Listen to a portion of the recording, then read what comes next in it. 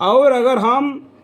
اگر ہم ان کے پاس فرشتوں کو بھیج دیتے اور ان سے مردے باتیں کرنے لگتے اور ہم تمام موجودات غائبی کو ان کے پاس ان کے آنکھوں کے روبرو لا کر جمع کر دیتے، تب بھی یہ لوگ ایمان للاویں گے۔ ہاں، اگر خدا ہی چاہے تو اور بات ہے، یہ اللہ کو معلوم ہے،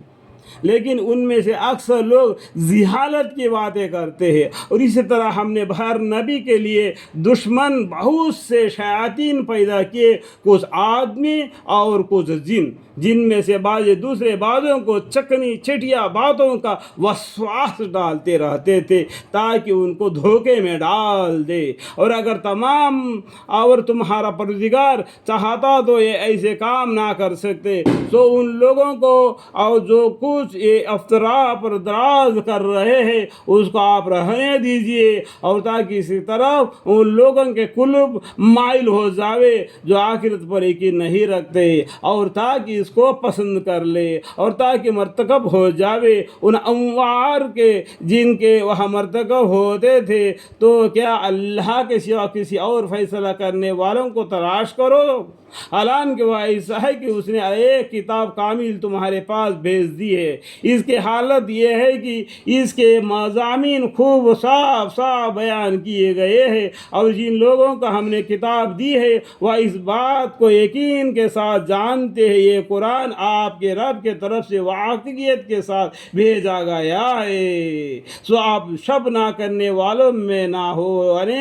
سو آپ شب کرنے والوں میں نہ ہو۔ اور آپ کے رب کا کلام واقعیت اور اعتدال کے اعتبار سے کامل ہے، اس کے کلام کو کوئی بدلنے والا نہیں، اور خوب سن رہے ہیں، خوب جان رہے ہیں۔ اور دنیا میں اکثر لوگ ایسے ہیں کہ اگر آپ ان کا کہنا ماننے لگے تو وہ آپ کو اللہ کی راہ سے بے راہ کر دے۔ دیکھو اللہ تعالیٰ کیا فرما رہے ہیں، ہمارے پیغمبر صلی اللہ علیہ وسلم کو ہمت افزائی کر رہے۔ اور دنیا میں اکثر لوگ ایسے ہیں کہ اگر آپ ان کے کہنا ماننے لگے تو آپ کو اللہ کی راہ سے بے راہ کر دے، وہ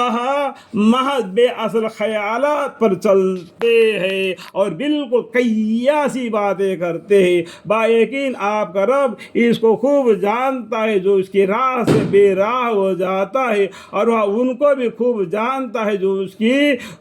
کی راہ پر چلتے ہیں۔ سو جس جانور پر اللہ کا نام لیا جائے اس میں سے کھاؤ اگر تم اس کے احکام پر ایمان رکھتے ہو، اور تم کو کون امر اس کا باعث ہو سکتا ہے کہ تم ایسے جانور میں سے نہ کھاؤ جس پر اللہ کا نام لیا گیا ہو، حالانکہ اللہ تعالیٰ نے ان سب جانوروں کی تفصیل بتلا دی ہے جن کو تم پر حرام کیا ہے، مگر وہ بھی جب کہ تم سخت ضرورت پڑ جاوے تو حلال ہے۔ اور یقین بات ہے کہ بہت سے آدمی اپنے غلط خیالات سے بلا کسی سند کے گمراہ کرتے ہیں۔ اس میں کوئی شک نہیں کہ آپ کا رب حد سے نکل جانے والوں کو خوب جانتا ہے۔ اور تم ظاہری گناہ کو بھی چھوڑ دو،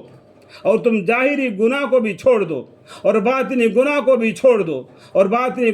چھوڑ دو، بلا شک جو لوگ گناہ کر رہے ہیں ان کو ان کے کیے کا عنقریب سزا ملے گی۔ اور ان جانوروں میں سے مت کھاؤ جن پر اللہ کا نام نہ لیا گیا ہو، اور یہ امر بے حکمی ہے۔ اور یقیناً شیاطین اپنے دوستوں کو تعلیم کر رہے ہیں تاکہ تم سے بیکار جدال کرے، اور اگر خدا نہ خواست تم ان لوگوں کا اطاعت کرنے لگے تو یقیناً تم مشرک ہو جاؤ۔ اللہم اغفر لی، اللہم اغفر لی، اللہم اغفر